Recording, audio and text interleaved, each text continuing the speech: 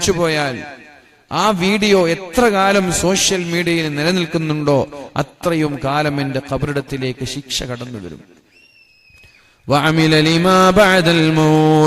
അതുകൊണ്ട് നമ്മൾ പേഴ്സണലായി സ്വകാര്യമായി പ്രവർത്തിക്കുന്നത് പോലെയല്ല സോഷ്യൽ മീഡിയ എന്ന് പറയുന്നത്.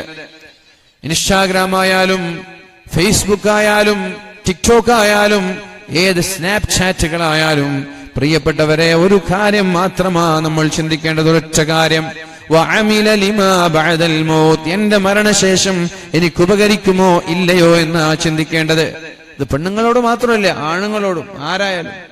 ഉപദ്രവമാണെങ്കിൽ പോസ്റ്റ് ചെയ്യാതിരിക്കുക, ഉപകാരമാണെങ്കിൽ പോസ്റ്റ് ചെയ്യണം.